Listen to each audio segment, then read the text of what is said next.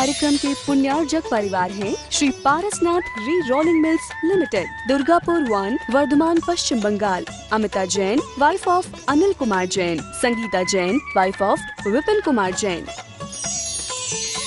मानक चंद, कमला देवी, राकेश, नीतू, ऋषभ एवं Ayushi Musharraf, B123, Sethi colony, Jaipur, Rajasthan.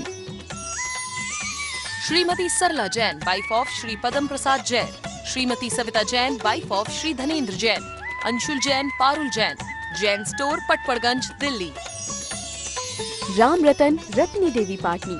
Prakash Chand, Sarika Patni, Prachi Jain, Kirtish Jain एवं समस्त पाटनी परिवार। मेड़ता सिटी, जिला नागौर, राजस्थान।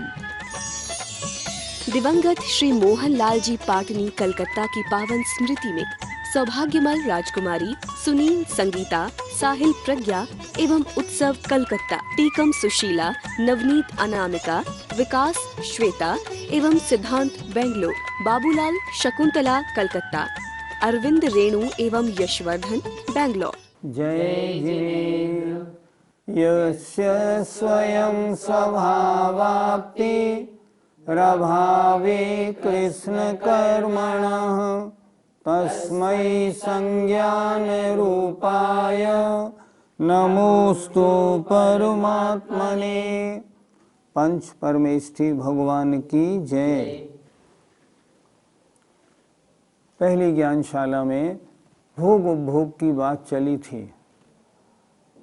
शिष्य प्रश्न करता है, भगवान शरीर के लिए भोग उपभोग अगर हम देते हैं तो इसमें आपत्ति क्या है? तो आचार्य अगला श्लोक लिखते हैं, भवन्ति प्राप्य यत्संगमशुचीनि शुचीन्यपि सकाय संततापायस तदर्थम प्रार्थना वृथा। भवन्ति हो जाते हैं, प्राप्य पाकर, यत संगम, ये माँ इधर ले आइए, यहाँ असुचि नहीं रहने दीजिए। यत संगम, जिसका संयोग पाकर हो जाते हैं। असुचिनी, अपवित्र, कौन? सुचिनी अपि, पवित्र वस्तुएं भी। क्या कहना चाह रहे हैं? यत संगम, जिसका संयोग पाकर, शुचिनी अपि, पवित्र वस्तुएं भी, असुचिनी भवन्ति, अपवित्र हो जाती हैं। शरीर कैसा है, इसके ऊपर पवित्र वस्तु लगाओ, शरीर से लगी और अशुद्ध हुई, बस अब वो काम की नहीं रहती। किसी के गले में आप फूल माला पहना दो, अब वो उतार के आप दूसरे को नहीं पहनाओगे, क्यों? वो अपवित्र हो गई, शरीर से छुप गई। फिर देखिए, यत संगम, जिसका संयोग पाकर, शुचिनी अपि, पवित्र वस्तुएं भी, असुचिनी भवन्ति, अपवित्र हो जाती हैं। और सकाय संततापाय, और वह काय, संतत मतलब हमेशा, दुखों का कारण है। शरीर से कभी सुख नहीं मिलता, शरीर से दुख ही दुख मिलता है। सकाय संततापायस, हमेशा दुखों का कारण है। तदर्थम, ऐसे शरीर के लिए प्रार्थना, भोगों की वांछा, शरीर की तृप्ति की इच्छा करना वृथा है, बेकार है। शरीर को क्या पुष्ट बनाना, शरीर को क्या भोग उपभोग की सामग्री देना, शरीर का स्वरूप तो देखो पहले, फिर देखें। यत संगम प्राप्य, जिसका संयोग पाकर, शुचिनी अपि, पवित्र वस्तुएं भी, असुचिनी भवन्ति, अपवित्र हो जाती हैं। और सकाय, और वह काय, शरीर, संतत अपाय, हमेशा निरंतर दुखों का कारण है। ऐसे तदर्थम उस ऐसे शरीर के लिए प्रार्थना, भोगों की सामग्री को एकत्रित करना, भोग सामग्री की वांछा करना वृथा है, व्यर्थ है, नहीं करना चाहिए। पंडित जी, तो क्या नहाने धोने में शरीर पवित्र नहीं होता? आप लोगों ने 6 ढाला में क्या पढ़ा और शास्त्रों में क्या पढ़ा, देखो तो सही। कैसा है शरीर? पल रुधिर राधुमल थैली, की कस बसादिते मेली, नब द्वार बहे घिनकारी, अस देह करे किमियारी। इस शरीर के अंदर वो पदार्थ भरे हुए हैं जो पदार्थ सबसे गंदे माने जाते हैं। सबसे गंदे पदार्थ मलमूत्र माने जाते हैं। वो आते कहाँ से? इस शरीर में से तो आते हैं। पल माने मांस, रुधिर माने खून, राध माने पीप और मल माने मलमूत्र आदि की ये थैली है। और कीकस बसादि, हड्डी और चर्बी से अंदर गंदी है। और इसमें नवद्वार बहे घिनकारी, 9 दरवाजे हमेशा गंदा पदार्थ छोड़ते रहते हैं। अस देह करे किम यारी, ऐसे शरीर से यारी कैसे करना? राजा राणा में कितना अच्छा लिखा है, दिपे चाम चादर मणि हाड़ पिंजरा देह।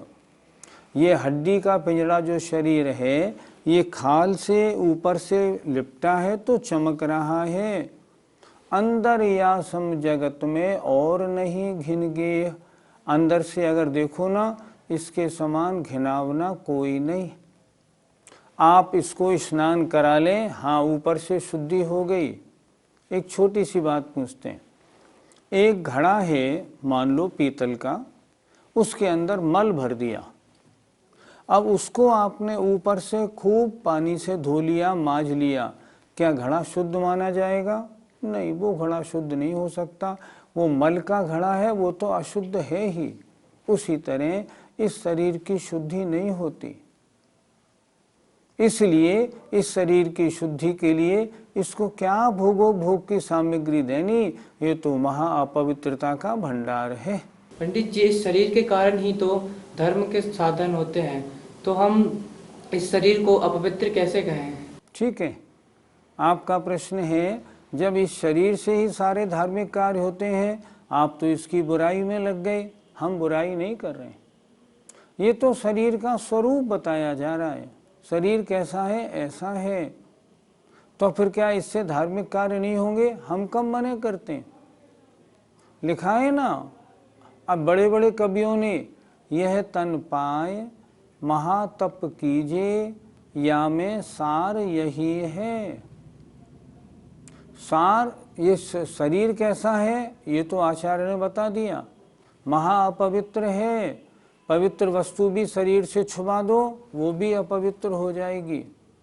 और दूसरी बात और लिख दी, संतत अपायः, हमेशा दुख का कारण है।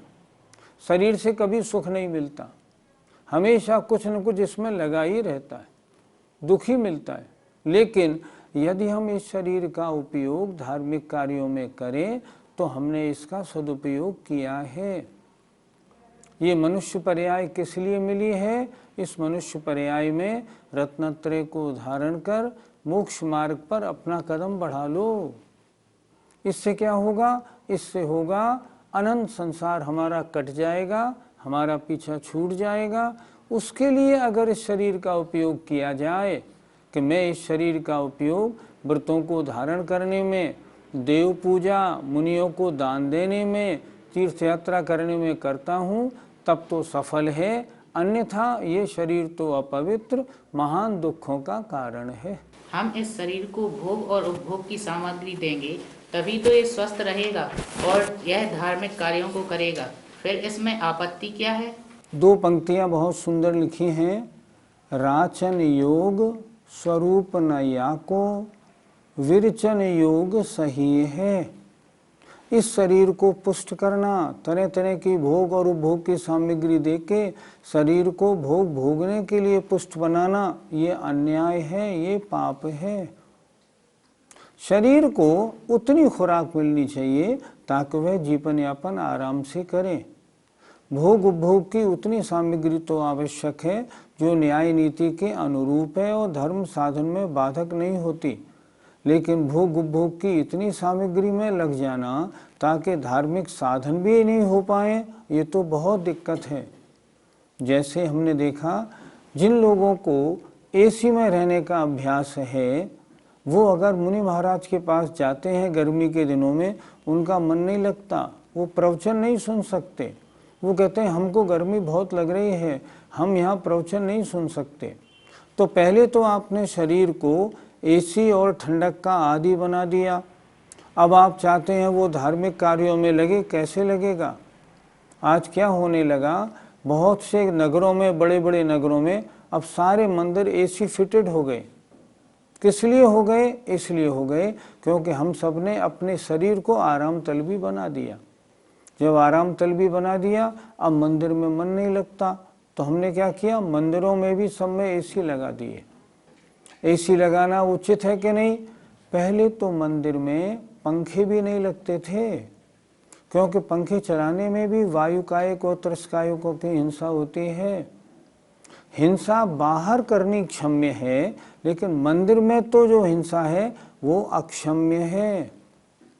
मंदिर के जो 84 दोष हैं, उन दोषों में आता है मंदिर में पंखा, एसी आदि लगाना।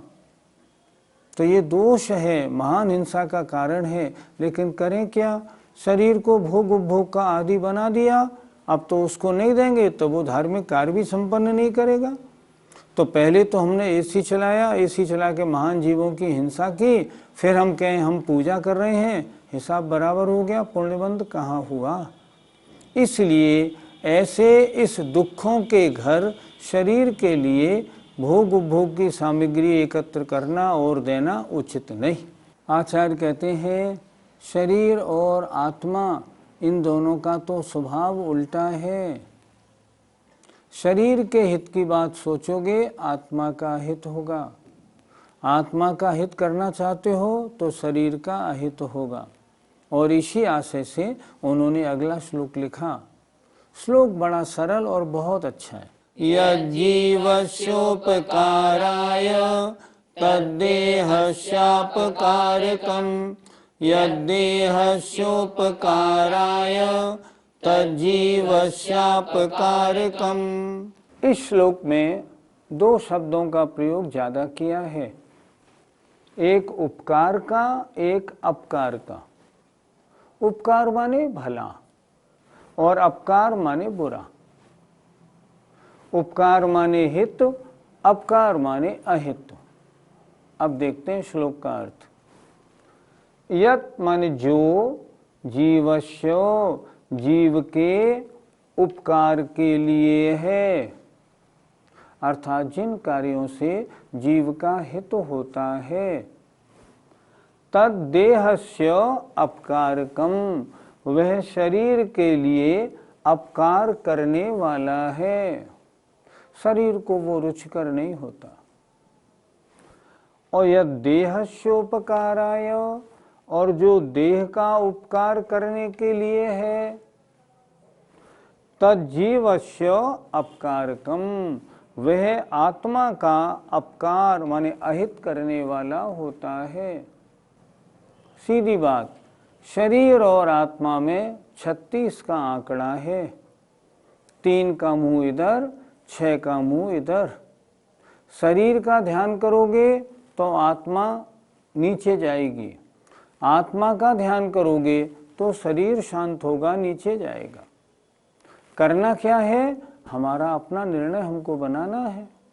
आचार्य ने तो स्पष्ट लिख दिया, जो जीव के उपकार के लिए है वह शरीर के अपकार करने वाला है। आत्मा के कल्याण के जितने कार्य हैं उनसे शरीर का उपकार कभी नहीं हो सकता।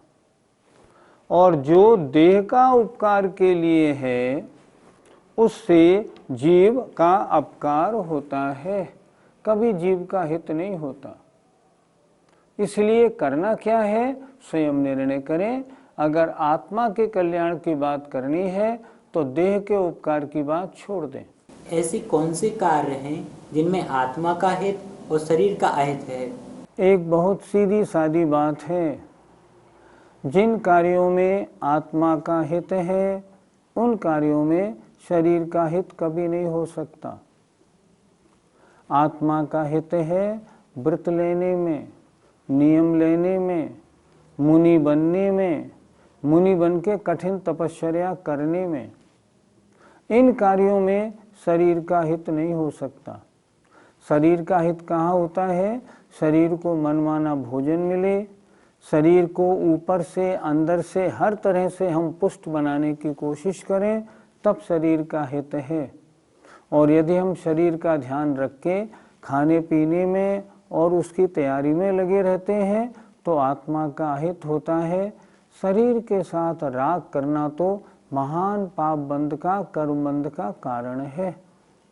शरीर के हित के कार्य हैं उपवास करना, शरीर का हित का कार्य है संयम धारण करना, मुनिपद धारण करना, सर्दी गर्मी बाधा, भोजन एक बार, पानी बस एक बार सुबह ले लिया तो ले लिया, उसके बाद नहीं। ये सारी बातें शरीर को पुष्ट करने के कारण कभी नहीं हो सकती। और शरीर को पुष्ट करने के कारणों से आत्मा का हित कभी नहीं होता। इसलिए आचार्य ने तो श्लोक में लिख दिया, जो जो कार्य आत्मा के उपकार के हैं उन किसी से भी जीव का उपकार नहीं होगा।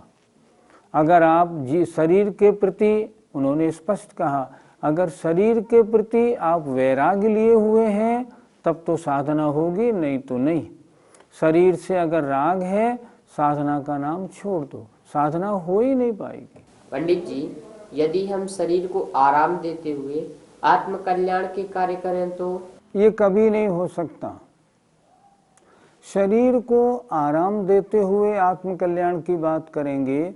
सबसे पहली बात, यदि शरीर को आराम देते हुए शरीर से आपका राग है, शरीर को आपको शरीर अच्छा लगता है, पहली बात आत्म कल्याण आपका प्रारंभ ही नहीं होगा। सबसे पहले तो शरीर से वैराग्य चाहिए। अगर शरीर से राग है तो महान पाप बंध का राग का कारण है, कोई कल्याण की बात नहीं हो पाएगी। मैंने भी उदाहरण दिया था ना, जैसे अगर आपने एसी मंदिर में लगा लिया और आप पूजा करना चाहते हो, आत्म कल्याण का कार्य कैसे होगा? मान लो 2 मिनट के लिए बत्ती चली गई, आपकी सारी पूजा बेकार, भगवान की भक्ति सारी खत्म। जहाँ जहाँ शरीर को आराम देने की बात होगी वहाँ आत्म कल्याण की बात कभी भी नहीं होगी। सम्यक दर्शन, ज्ञान और चारित्र शरीर के जो सुखिया हैं उन्हें कभी नहीं होता। जो महापुरुष हुए हैं, जिनके शरीर वज्रवृषभ नाराज सहनन वाले थे, उनकी बात अलग, वो शरीर के सुखिया नहीं थे। वो भोग भोगते थे, रंश मात्र भी आसक्ति नहीं, कभी उन्हें भोगों की वांछा नहीं रही। उन्होंने निरंतर अपने आत्म कल्याण का कार्य किया। इसलिए शरीर को आराम देते हुए आत्म कल्याण का कोई कार्य कभी नहीं हो सकता। तो फिर शरीर का ध्यान रखना छोड़ दिया जाए? शरीर का उतना ध्यान रखना ठीक है ताकि वह हमें धर्म की साधना में बाधक ना बने, ताकि वो हमें आश्रवबंध और पाप में कारण ना बने।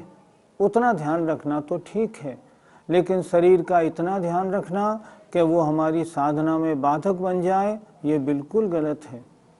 इसीलिए आचार्यों ने स्थान स्थान पर कहा, गरिष्ठ भोजन ये अहितकारी है। क्यों अहितकारी है? शरीर पुष्ट होता है, आत्मा के अंदर भावनाएं गलत उत्पन्न होती हैं, इसलिए गरिष्ठ भोजन नहीं लेना है। भोजन कैसा लेना है? सात्विक और सादा भोजन लेना है ताकि विचार अच्छे बने। इसलिए जहाँ जहाँ शरीर के बारे में सोचेंगे वहाँ आत्म कल्याण की बात नहीं बनेगी। शरीर को आप मेंटेन करें, शरीर का ध्यान रखें, इसकी कोई मनाही नहीं, लेकिन शरीर का उतना ध्यान रखें ताकि आवश्यकता से अधिक पुष्टि नहीं हो जाए और शरीर में ही ना लगे रहें। कहते हैं ना, ले तप बढ़ावन हेतु नहीं तन पोषते तज रसन को। मुनि महाराज आहार तो लेते हैं, आहार किस लिए लेते हैं? ले तप बढ़ावन हेतु, अपने तप को बढ़ाने के लिए उतना योग्य आहार लेते हैं जो उनके तप को बढ़ाने में सहायक है। अगर इतना आहार ले लें जो उनके स्वाध्याय आदि में बाधा उत्पन्न करने लगे, शरीर में आलस्य आने लगे, निद्रा बहुत आने लगे, नहीं, वो आहार उनके आत्मा के लिए कल्याणकारी नहीं है। गरिष्ठ भोजन बहुत हो जाए, शरीर विकारी हो जाए, इंद्रियां कंट्रोल से बाहर हो जाए, नहीं, वो भोजन नहीं चलेगा। शरीर को उतना भोजन जरूर दें ताकि वो शरीर धर्म साधन के योग्य बना रहे। इससे अधिक शरीर को और साधन देना और भोग उपभोग देना कदाचित योग्य नहीं है। हमें अपने शरीर को धार्मिक कार्यों के योग्य कैसे बनाना चाहिए? आहार 3 प्रकार का होता है, सात्विक, तामसिक और राजसिक। अगर आपको अपने शरीर को धार्मिक कार्यों के योग्य बनाना है, आपका आहार तामसिक नहीं, राजसिक भी नहीं, सात्विक होना चाहिए। कहते हैं, जैसा खावे अन्न वैसा होवे मन। तो इसलिए क्या करना? अन्न खाना कैसा, भोजन कैसा लेना है? सात्विक भोजन लेना है। पहली बात, भोजन सात्विक हो। दूसरी बात, अभक्ष भक्षण बिल्कुल ना हो। हमें कैसा खाना खाना है? हमें जो आगम के अनुसार, जो न्याय नीति के अनुसार जो हमारे भक्ष्य पदार्थ हैं उनका भक्षण करना है, अभक्ष पदार्थों का भक्षण नहीं। तीसरी बात, भोजन भी उतना लेना है जिससे शरीर आवश्यकता से अधिक पुष्ट न हो जाए, वजन ज़्यादा नहीं बढ़ जाए, चर्बी आदि न बढ़ जाए जो हमारी धार्मिक साधना में बाधा उत्पन्न करे। हम भोजन ऐसा लें जिससे हमारा मस्तिष्क और हमारी बुद्धि ठीक बनी रहे। हम कोई ऐसे पदार्थ का सेवन न करें जो पदार्थ नशीला हो। वर्तमान में चाय का सेवन भी धार्मिक वृत्ति के लिए उपयुक्त नहीं है। हमने देखा जो लोग चाय कॉफ़ी का सेवन करते हैं उनसे व्रत नहीं होते। वो कहते हैं हम व्रत करते हैं, हमको पलटियाँ आने लगती हैं। तो आपने अपने शरीर को धार्मिक साधना के योग्य कहाँ बनाया? आप तो उससे दूर ले गए। और अगली बात, अपने शरीर को आवश्यक कार्यों के करने के लिए, चलने फिरने के लिए बिल्कुल अच्छी तरह से योगा आदि करके सही रखना चाहिए ताकि किसी भी कार्य में बाधा नहीं हो। अगर पूजा विधान में कभी 2-4 घंटे खड़ा भी होना है, आनंद के साथ आप पूजा कर सकें। आपके शरीर के सारे अंग बिल्कुल ठीक हों, शरीर में कोई पीड़ा दर्द आदि ना हो। अन्यथा अगर दर्द आदि होगी ना तो फिर मन नहीं लगेगा। शरीर का उतना साधन बना लें जिससे आपका मन, आपका चित्त धार्मिक साधना में ठीक ठीक बना रहे। वह भोजन हमें लेना है जिससे हमारा शरीर एकदम सात्विक और धार्मिक कार्यों के योग्य बने। वह भोजन ठीक है, उससे अधिक भी नहीं और उससे कम भी नहीं। इतना भोजन भी नहीं लेना है जिससे शरीर क्षीण हो जाए। मनुष्य पर्याय में हमें शरीर को क्षीण नहीं करना, हमें शरीर को इतना योग्य बनाना है ताकि मनुष्य पर्याय मिली है तो इसका पूरा लाभ भी मिले। इसलिए इन सब बातों का ध्यान में रख के बड़े शुद्धि और विचार पूर्वक हम आहार ग्रहण करें। अगर ऐसा शरीर होगा तो वो कदाचित धार्मिक साधन के अनुकूल भी बनेगा। गाथा बहुत अच्छी है। जो कार्य आत्मा के उपकारी हैं उनसे शरीर का उपकार नहीं होता, और जिनसे शरीर के उपकार की बात सोचोगे तो आत्मा का हित होगा। हमें क्या करना? हमें तो शरीर की बात छोड़ के आत्मा की बात करनी है, आत्म कल्याण की चर्चा करनी है, और यही पूज्यपाद स्वामी इष्टोपदेश में कह रहे हैं। इसलिए शरीर को उतना भोजन, उतना आहार दें ताकि वो धार्मिक साधना के अनुकूल बना रहे। जय जिनेंद्र। इस कार्यक्रम के पुण्यार्जक परिवार हैं Shri Parasnath re rolling mills limited, Durgapur 1, Bardhaman, Paschim Bangal. Amita Jain, wife of Anil Kumar Jain. Sangeeta Jain, wife of Vipin Kumar Jain. Manak Chand, Kamla Devi, Rakesh, Neetu, Rishabh एवं Ayushi Musharraf, B123 Sethi colony, Jaipur, Rajasthan.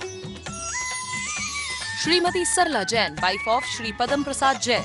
Shrimati Savita Jain, wife of Shri Dhanendra Jain. Anshul Jain, Parul Jain, Jain store, Patparganj, Delhi. Ram Ratan, Ratni देवी पाटनी। प्रकाश चंद्र, सारिका पाटनी। प्राची जैन, कीर्तिश जैन एवं समस्त पाटनी परिवार, मेड़ता सिटी, जिला नागौर, राजस्थान। दिवंगत श्री मोहन लाल जी पाटनी कलकत्ता की पावन स्मृति में सौभाग्यमल राजकुमारी, सुनील, संगीता, साहिल, प्रज्ञा एवं उत्सव कलकत्ता, टीकम सुशीला, नवनीत, अनामिका, विकास, श्वेता एवं सिद्धांत बेंगलोर, बाबूलाल, शकुंतला कलकत्ता, अरविंद, रेणु एवं यशवर्धन बेंगलोर।